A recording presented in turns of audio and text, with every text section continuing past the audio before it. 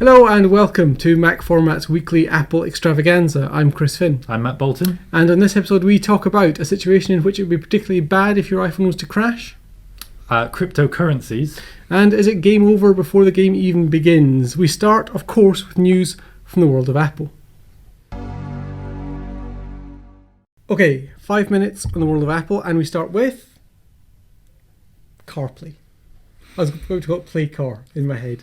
I knew that was wrong. You know, I think it should be called Air Car. Air Car, but like that just sets up too much expectation. That's a bit hoverboardy. CarPlay sounds too sexy. A little bit of CarPlay. So CarPlay is the new name, the official launch thing of iOS in the car. Yes. Apple's technology for putting your iPhone on your dashboard. And the way it's doing it quite technically... You mean other than just like a plastic iPhone? Yes, rather than just like sort of doing that.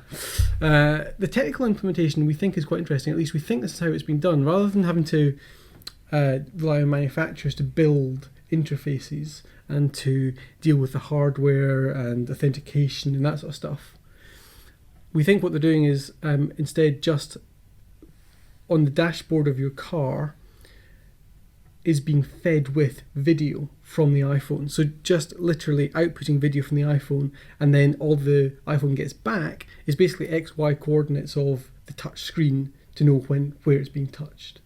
Yeah. Which is quite a clever way of doing it, isn't it? Because that way everything's just in the phone.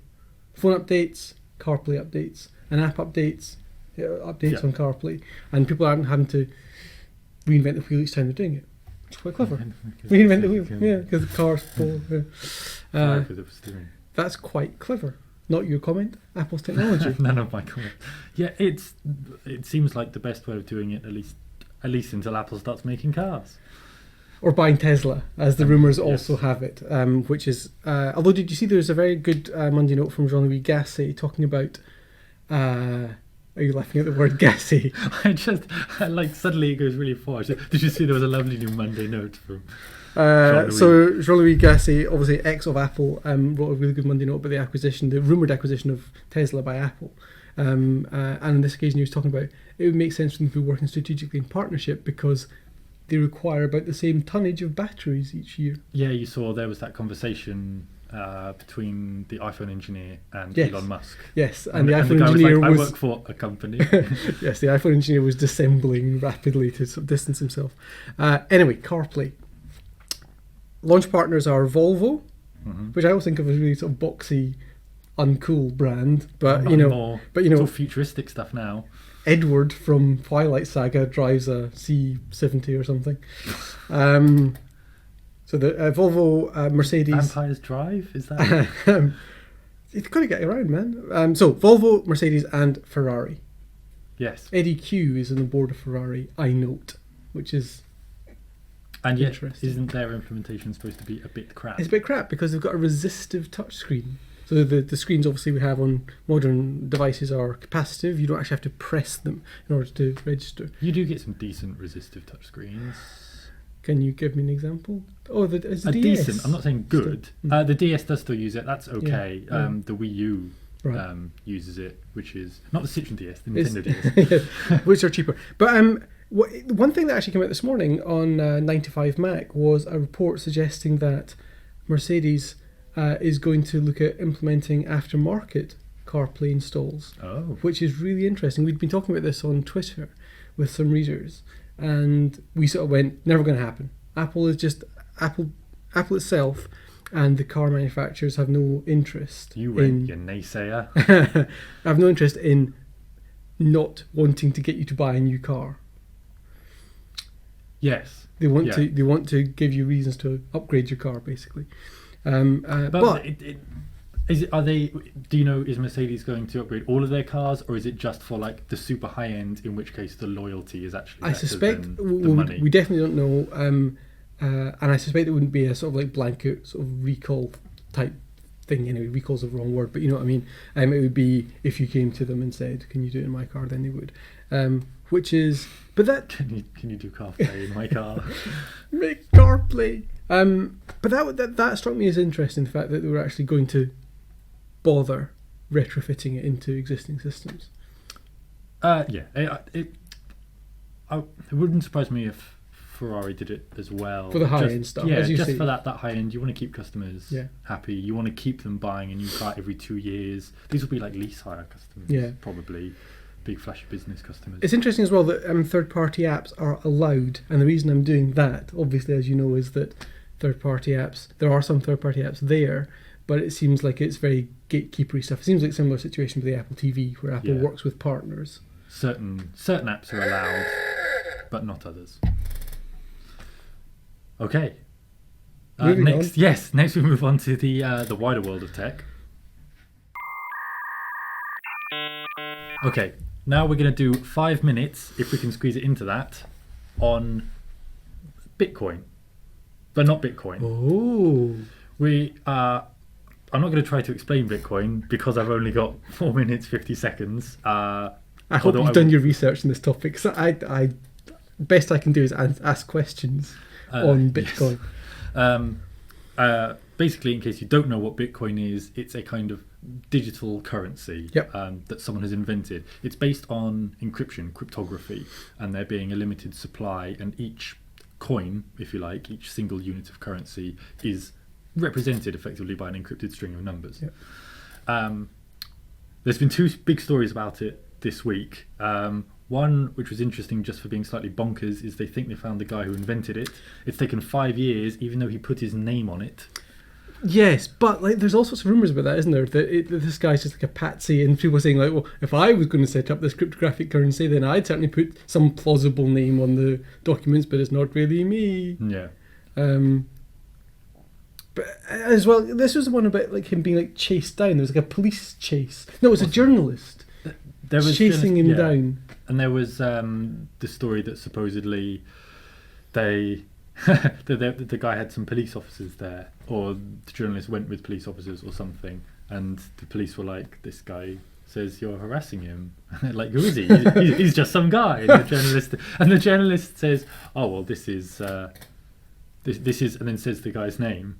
And the guy goes, "Oh, the police officer goes, the guy who invented Bitcoin," which is like, for a random police officer, it's very up on cryptography and fake currency. But that was kind of a weird story, but interesting if they found the guy. Maybe he'll talk more about it. But like as well, before you go on, like the guy, like there's also people thinking that this guy's just trolling everyone because like apparently he referred to it as Bitcom several times when he was talking about it. Maybe that's what it's supposed to be called. Maybe it was a typo in. Yeah, we've all. It's like GIF and GIF. Yeah. Anyway, go on. What I thought was the more interesting story was I think it's the Lakota tribe of Native Americans have adopted effectively a variant of Bitcoin called, I don't know how to pronounce this, it's MazaCoin or MazaCoin or something, as their official currency for their tribe, rather than they like to not use the dollar, or at least not use it within their community. But the funny thing about it is there's a lot of older people in the tribe, and internet in some of their communities is a bit iffy, and not everyone carries electronic devices. So the guy that's organising it for them is having to print out each MazaCoin. So he's got like sort of vaults of sheafs of A4 paper, letter size paper. There's like safety deposit vault or banks or whatever with paper that has a string of encrypted numbers that they can hand to each other as trading for a coin, instead of, as people do with Bitcoin, you give the numbers to each other and they get verified from a central source.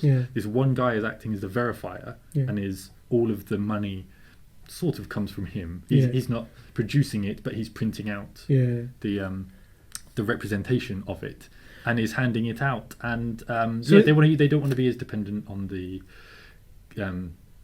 dollar, but presumably on the US would government. be ones who are trading outside of the community. Yeah. And is it like a fairly sort of rural community, or is it sort of casinos and bling and? I don't know a huge amount. I don't think we're talking about the blingy casino side. I think we're talking about using it in shops within a reasonably self-contained. And is it sort of pegged exactly to Bitcoin? So is it basically for every one Bitcoin you get one MazaCoin? No, it's not a Bitcoin. It's a technological variant, but it is unrelated to Bitcoin.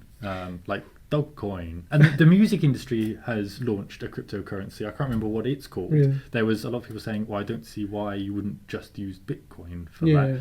But with the idea of it being easier to do some trading for digital music and things.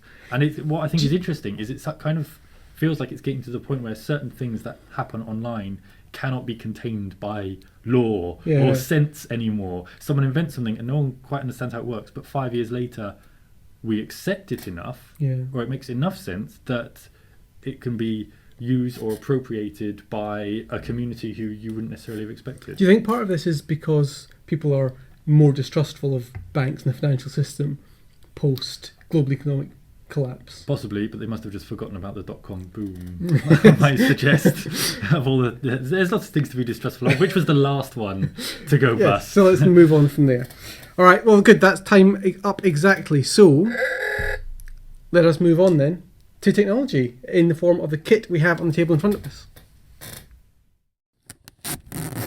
Okay, as always, the final segment in the show is hardware. It's kit, 5 minutes, and we have gaming controllers. We have the full selection of the current crop of iOS 7 gaming controllers. So when iOS 7 was announced, Apple said that there would be software support for a gaming controller spec, a specific set of hardware implementations that would talk to an official controller API, an official interface that developers could easily integrate, and then any officially licensed gaming controller would work consistently. So you could have this one from Logitech, or this one from Moga Power A, or this one from SteelSeries, and the point is that they all work with games identically. There are 120 games-ish now that support it, and more will come, probably over time. But this first crop of games controllers has had a pretty mixed reception. And by mixed, I mean mostly ranging from, it's quite good, to no, it's not very good at all. Now, you've been doing a lot of research into this, haven't you? Because you're in the middle of writing a big feature for the next issue of MacFormat all about gaming on iOS, especially these controllers, the ecosystem, what's happening with it. It'll talk about the technology that went into this current crop, and it'll talk about the next generation. It'll talk about what was difficult and why they've sort of ended up as they are, what's good and what will stay and what will go into the next thing. But the gist of it, to a degree, these all feel like very much like first generation products. The software side will get better and the hardware side will get better. They've all got good bits, they've all got slightly dodgy bits. The Logitech, this is quite nicely made, but it lacks some of the controls that the Moga, this one, has. It doesn't have, the Logitech doesn't have these analog sticks, so this is relatively limited. Which is one of the two specs available. You can either have this full extended controller or this simplified one, but this is starting to sound like a dead end from talking to manufacturers. I don't think anyone is going to bother with this anymore. The Moga one is quite nice. It's a little bit rattly. It actually extends to hold an iPhone. It's a little bit rattly like this. When you put a phone in, it's quite solid, but it also has relatively unresponsive buttons, and I find it a little bit uncomfortable. Not completely uncomfortable, but it's a little bit strange to hold because of its shape. Before you go into that one, that was the thing I noticed when I was playing with these, because normally if you're playing on a smaller controller, your wrists are straight from your elbows. But here, you're having to flex them in order to hold this. You find it too wide. And it became tiresome and slightly painful there as I was playing. Finally. And finally you've got the SteelSeries, which some people don't like that it's small, but is generally the nicest to use. And which connects over Bluetooth, so it would work with the iPad, for example, which is how you prefer to game for on iOS. These two work with Lightning controllers for iPhones. The Moga supports more models than the Logitech does. But the SteelSeries works with anything over Bluetooth. And that's... Not the Mac, though, interestingly. No, only iOS devices. Yeah. There is, in theory, support for official controllers for the Mac, but it just isn't appearing.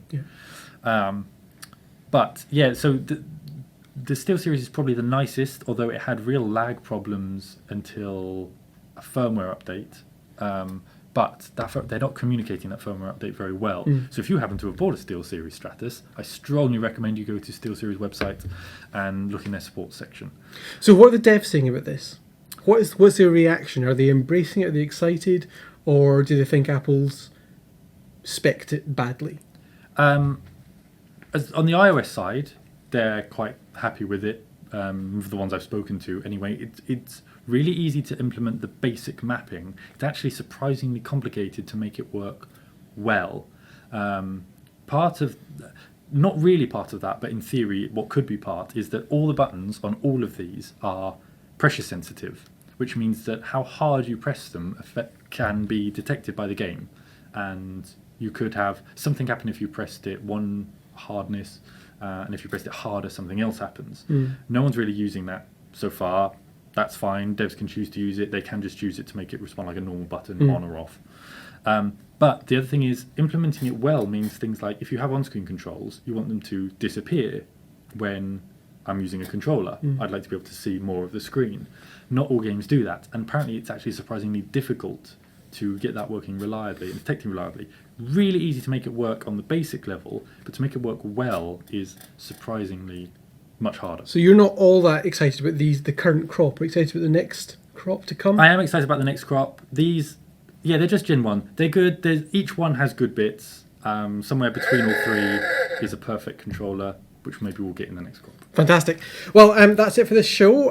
Remember to leave us your thoughts in the comments box below. If you think that having an iPhone in your car with CarPlay is just going to end in mangled metal and pestilence, let us know. If you think that Dogecoin is actually the future, or MazaCoin or Bitcoin or any of these cryptographic currencies just sound like far too much hard work.